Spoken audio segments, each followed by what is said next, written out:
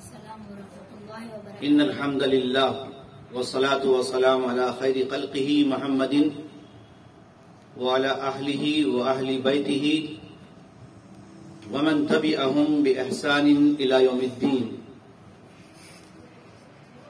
آج بتاریخ 12 جنوری 2024 MPC group of services جامعہ منصورہ مغلپورہ میں ایک اہم ٹاپک کے تحت آپ تمام سے میں مخاطب ہوں. تمام طلباء سے، طالبات سے، مرد و خواتین سے جو یہاں پر شریک ہیں ان سے بھی، اور جو زوم پر ہیں، آن لائن ہیں، ان تمام سے بھی. آج کا میرا عنوان ہے تہوار شریعت کی نظر میں.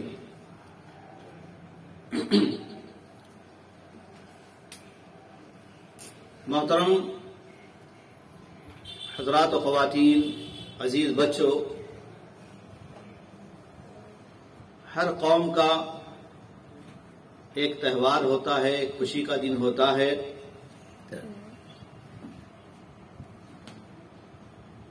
اسی طرح اسلام نے بھی ہمارے لیے دو تہوار، دو خوشی کے دن مقرر کیے ہیں جنہیں عید الفطر اور عید الاضحیٰ کہا جاتا ہے. عید کے معنی بار بار لوٹ کر آنے والی چیز کو کہا جاتا ہے. تو سال میں دو تہوار، یہ تہوار کا لفظ دوسری زبان کا ہے، لیکن اسلام میں مسلمانوں کی جو عیدیں ہیں، عید الفطر اور عید الاضحیٰ، خوشی کے دن، اس کی شریعت میں اجازت ہے کہ ہم سال میں 2 مرتبہ خوشی منائیں. ایک رمضان کے اختتام پر، روزوں کے بعد، اور دوسرے قربانی کے موقع پر، عید الاضحیٰ کے موقع پر. یہ 2 دن ہیں جو ہمارے لیے اسلام نے خوشی کے مقرر کیے ہیں. نبی صلی اللہ علیہ وسلم نے فرمایا لنا عیدان، ہمارے لیے 2 ہی عیدیں ہیں، عید الفطر اور عید الاضحیٰ. یہ 2 عیدیں جس میں شریعت نے اتنی اجازت دی ہے کہ ہم ان عیدین کے موقع پر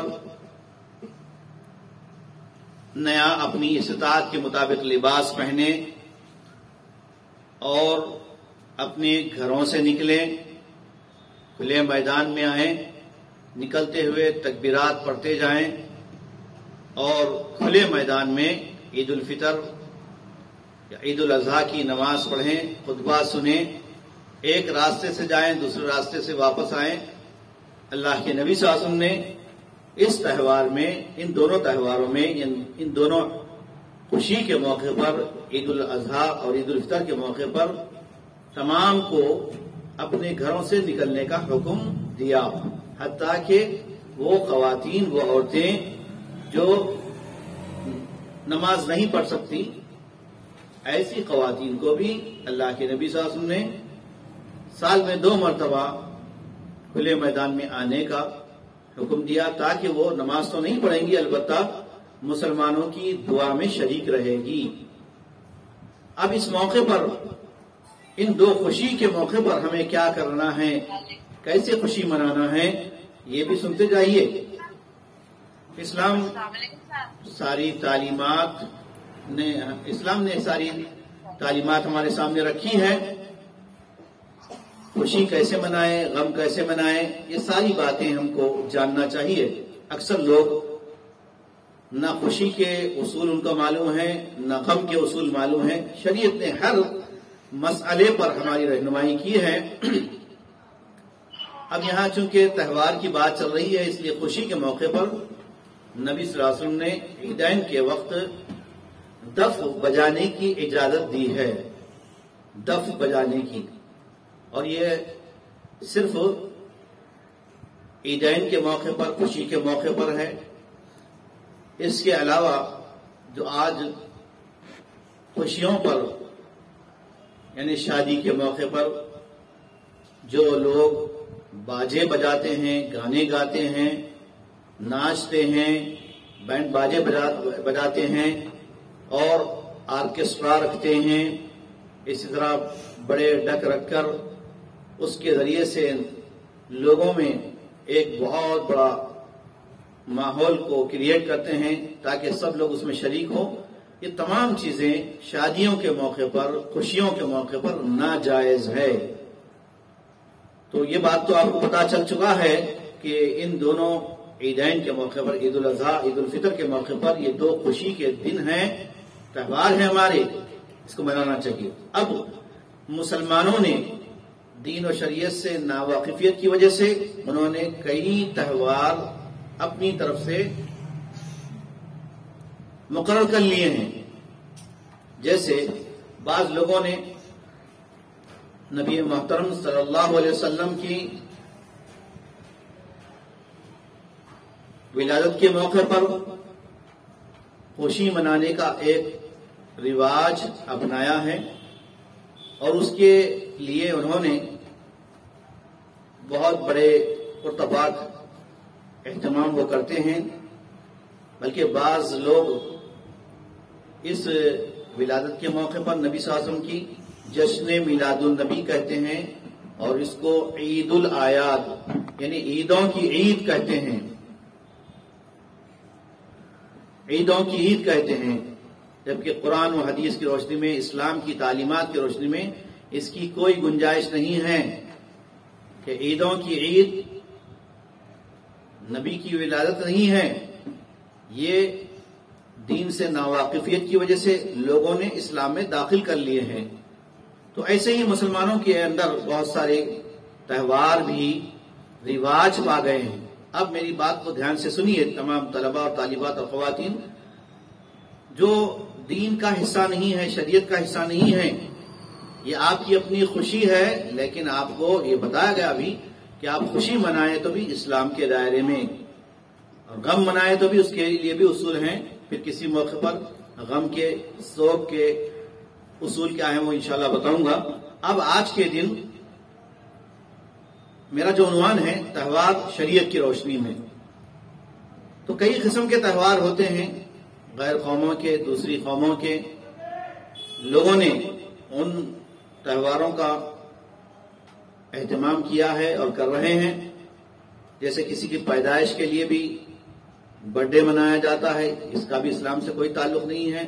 اسی طرح ہر نئے سال پر ہیپی نیو ایئر کہتے ہوئے مبارکبادی دی جاتی ہے اور تہوار منایا جاتا ہے، خوشیاں منائی جاتی ہے۔ یہ بھی اسلام میں جائز نہیں ہے، اس کی کوئی گنجائش نہیں ہے۔ اسی طرح تل سنگرات،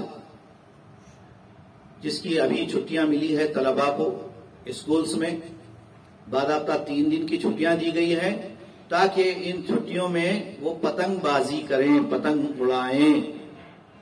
تو میں آپ کو بتاؤں گا کہ اگر اسلامی حوالے سے ہم بات کرتے ہیں، ہم مسلم ہیں، ہماری شریعت ہے، ہمارا لا ہے، اسلام ہے، اور اسلامی تعلیمات کی روشنی میں ان سب چیزوں کا ہم کو جائزہ لینا ہے۔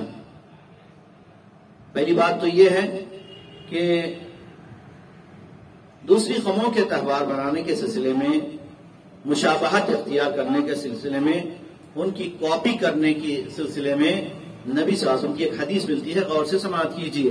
نبی صلی اللہ علیہ وسلم نے فرمایا، من تشبہ بقوم فہو منہم، جو مسلمان چاہے مرد ہو، عورت ہو، لڑکا ہو، لڑکی ہو، بچہ ہو، بچی ہو، جو کوئی بھی، ہم مسلمان ہیں۔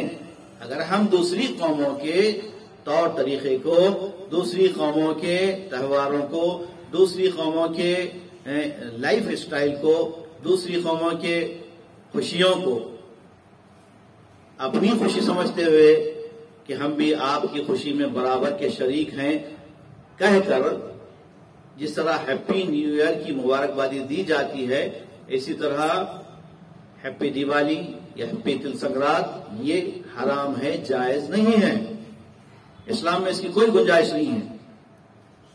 اسی طرح یہ مبارکبادیاں دینا اور گفٹ، تحفے، تحائف لینا دینا یہ بھی جائز نہیں ہے۔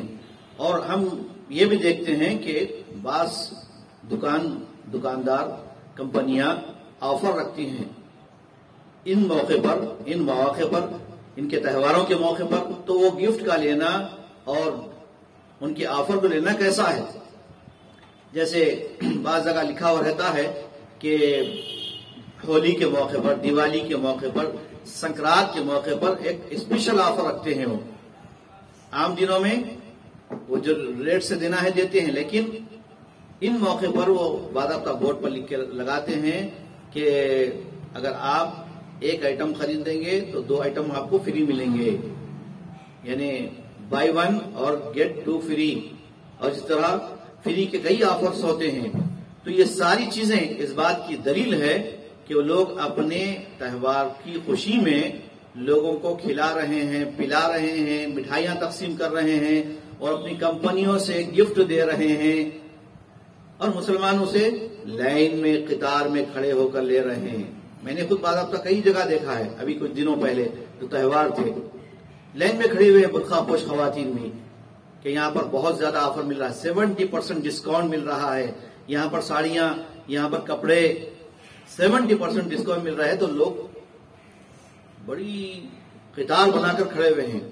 افسوس کا مقام ہے کہ ہماری یہ مسابقت، ہمارا یہ کمپٹیشن دین کے کاموں میں نہیں ہوتا کہ فلاں جگہ دین کا ایک اجتماع ہے چلو ہم سب جائیں گے، نہیں ہوتا ایسا۔ دین کی بات، شریعت کی بات سننے سنانے کے لیے جبکہ 5 وقت 5 دفعہ ہم کو آفرز مل رہے ہیں، 5 ٹائم آفر مل رہے ہیں، اس کا ثواب کتنا ہے ہم کو؟ ایک نماز با جماعت پڑھنے کا ثواب 37% یعنی 37 گنا اس کا اجر و ثواب مل رہا ہے۔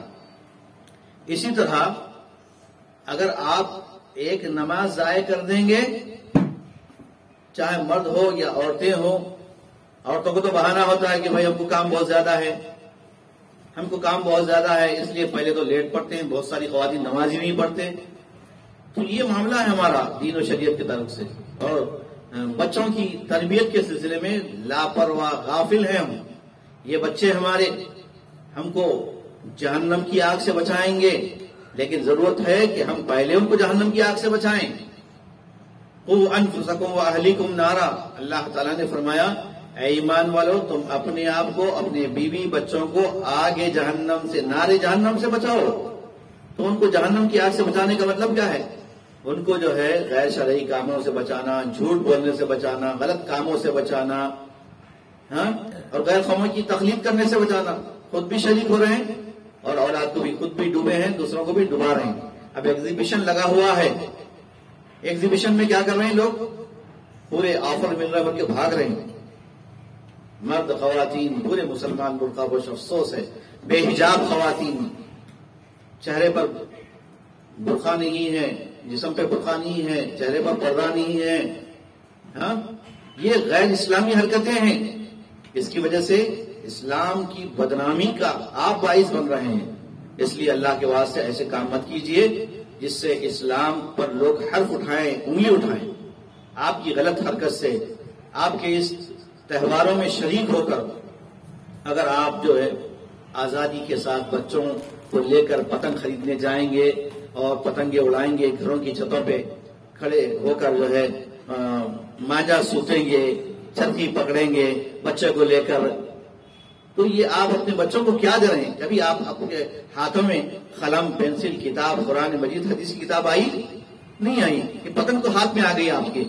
افسوس ہے آپ نے اپنے بچوں کو پتنگ دی ہے، جبکہ آپ کے بچے اس لائق ہیں کہ اگر آپ ان کو صحیح تربیت دیں گے، صحیح تعلیم دیں گے تو انشاءاللہ وہ آپ کے لیے جہنم سے بچنے کا ذریعہ بنیں گے، ایصال ثواب بنیں گے۔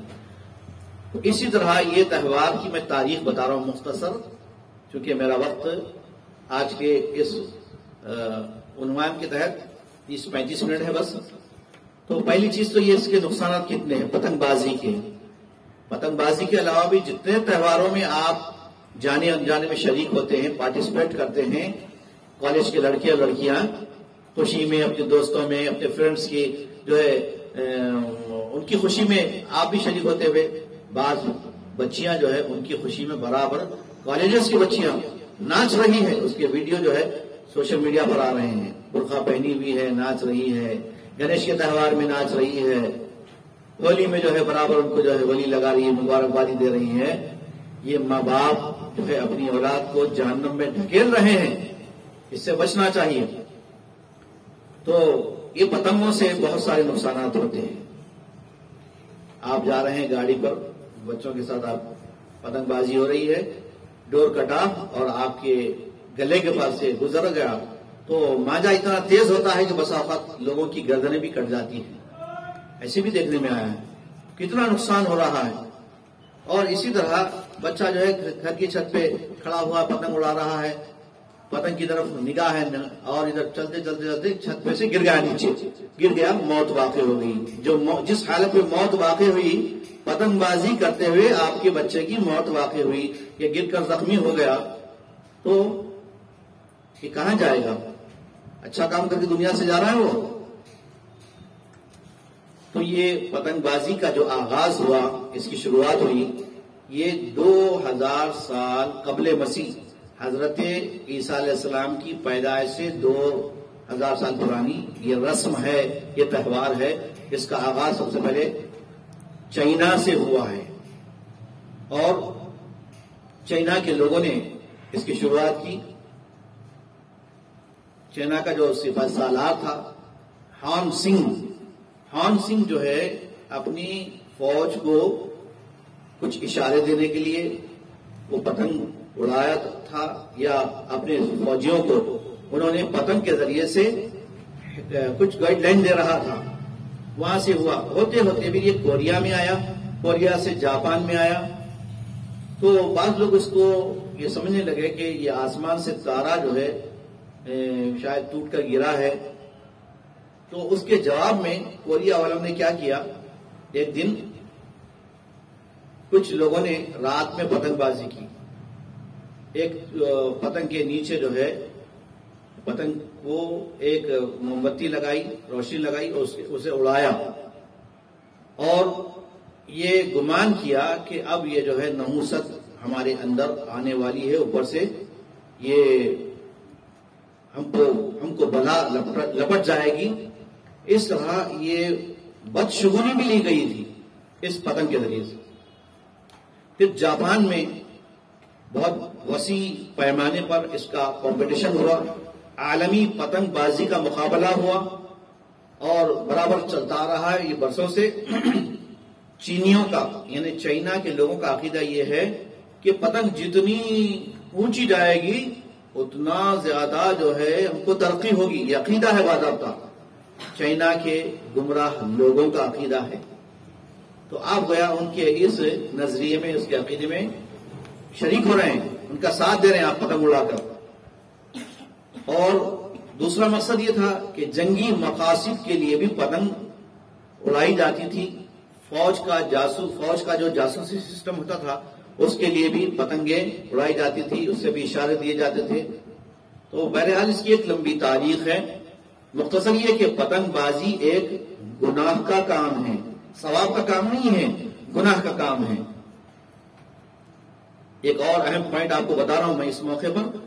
پتنگ لوٹتے ہیں نوجوانوں کو ہم نے دیکھا ہے. ہم جا رہے ہیں کہ بچے بھاگتے ہوئے روڈ پہ سے پتنگ کو لوٹ رہے ہیں. ادھر سے تیز رفتار گاڑی آ رہی ہے، بچے کو جو ہے ٹکر دے کے چلے گئی. بچہ پتنگ لوٹنے کی چاہ میں اپنی جان گنوا بیٹھا. تو یہ پتنگ لوٹنے کی جو ہے ایک ٹریننگ دی جا رہی ہے کہ لوٹ مار کا تصور کیسا پیدا کیا جائے بچوں میں. یہ پتنگ لوٹنا ہی نہیں ہے، پتنگ لوٹنے سے گویا بچوں میں یہ سمجھایا جا رہا ہے کہ تم دوسروں کو کیسے لوٹنا ہے. سمجھ میں آ رہی بات؟ پتنگ لوٹنا کیا ہے؟ اپنے بھائی کو لوٹنا، چوری کرنا کیسا ہے یہ سکھایا جاتا ہے. تو سیکھ رہے ہیں ہم، پتنگ اڑائیں گے اڑائیں گے پتنگ؟ نہیں، منڈی کا کیوں ہلا رہے ہیں صاحب؟ پلائیں گے نہیں؟ افسوس. بولو عہد کرو ہم ایسے تہوار میں نہ شریک ہوں گے، نہ ہیپی برتھ ڈے منائیں گے، نہ مبارکبادی دیں گے، بلکہ ہم اپنی شریعت پہ عمل کریں گے. اس سے اور بھی دوسرا نقصان یہ ہے، اسراف بھی ہوتا ہے. 100 روپے کی 500 روپے کی پتنگ خریدی جاتی ہے، مانجے خریدے جاتے ہیں، چرخے خریدے جاتے ہیں، اور لوگ جو ہے دوسری قومیں والے تو دوسری قوم کے تو لوگ ہزاروں لاکھوں میں خریدتے ہیں. اور آپ بھی جو ہے ان کے دیکھا دیکھی کیا کر رہے ہیں؟ اپنی امی کو ستا رہے، اپنے ابو کو ستا رہے ہیں. اب ابا جان امی جان کیا کر رہے ہیں؟ چلو بھائی چھٹی ہے، بچے کیا کرتی ہے؟ شیطانیت ہے یہ.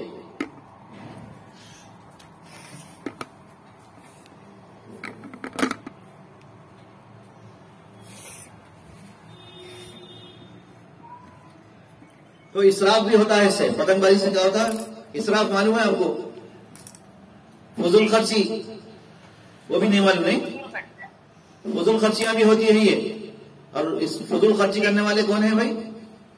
کون ہوتے ہیں؟ ان المبذرین کانوا اخوان الشیاطین. یہ پیسے لٹانے والے پیسے کھا کر یا پتنگیں اڑا کر اپنا پیسہ برباد کرتے ہیں، دوسروں کی پتنگ کاٹتے ہیں اور پھر اپنے پتنگ بازی کرتے ہیں، ماں باپ کو ستاتے ہیں. ماں باپ بھی جو ہے بچے کی خواہش میں اس کو 500 روپے جا بیٹھا اچھا چرخا لے کے آ، اچھا تاگا لے کے آ، اچھی پتنگ لے کے آ. ارے افسوس تمہارے باپ ہونے پر، تمہاری ماں ہونے پر. کیسے ماں باپ ہیں جو اپنی اولاد کو جو ہے لوٹ مار سکھا رہے ہیں، بچپن سے جھوٹ سکھا رہے ہیں، چوری کرنا سکھا رہے ہیں. تو یہ نقصان ہی نقصان ہے. اور نقصان اسراف فضول خرچی کرنے والے کون ہیں؟ ان المبذرین کانوا اخوان الشیاطین. شیاطین کے بھائی ہیں. تو پتنگ اڑانے والے کس کے بھائی ہیں؟ شیطان کے بھائی ہیں. ماشاءاللہ، شاباش. اب سمجھ میں آیا بچوں کو؟ یہ پتنگ اڑانا نیکی کا کام نہیں ہے، لوٹ مار کا کام ہے، لٹیروں کا ہے. وقت برباد، پیسہ برباد، جانے جاتی ہیں، نقصانات ہوتے ہیں. الغرض یہ ساری باتیں آپ کے سامنے آ چکی ہیں. تہوار شریعت کی نظر میں میرا یہ بیان اب مکمل ہو چکا ہے. اور اگر کچھ اس تعلق سے سوال ہیں تو آپ کی طرف سے سوال کیجئے، میں جواب دوں گا، پھر انشاءاللہ وقت پورا ہو جائے گا. کوئی اگر سوال ہے اس تعلق سے؟ کچھ بھی سوال نہیں ہے، پوچھنا کچھ بھی نہیں ہے. امی پیسے تو پوچھنا ہے، پتنگ اڑاؤں گا میں، یہ سوال ہے. یہاں پہ سوال نہیں کرنا ہے آپ لوگوں کو. آپ کو کوئی سوال نہیں کرنا ہے، منہ بند کر لے کے بیٹھنا ہے خاموش. اور جو آن لائن ہے وہ لوگ بھی سوال نہیں کر رہے ہیں، یا بچہ کوئی سوال کرنا چاہ رہا ہے؟ یہ جو پتنگ اڑانا ہے نا، یہ بھی شرک میں سے پایا جاتا ہے یا کفر میں سے یا چھوٹے گناہوں میں سے؟ یہ پتنگ اڑانا بڑا گناہ ہے یا چھوٹا گناہ ہے؟ گناہ ہے. چھوٹا ہو یا بڑا ہو، گناہ ہے. آج چھوٹا گناہ ہے، ڈاکہ ڈالنا، چوری کرنا سیکھ رہے ہیں، پتنگ سے ٹریننگ ہو رہی ہے آپ کو. تو کل جو ہے بڑا ڈاکہ ڈالیں گے، دوسروں کو ٹوپی ڈالیں گے، دوسروں کی پتنگ اڑائیں گے، تو پتنگ کاٹیں گے.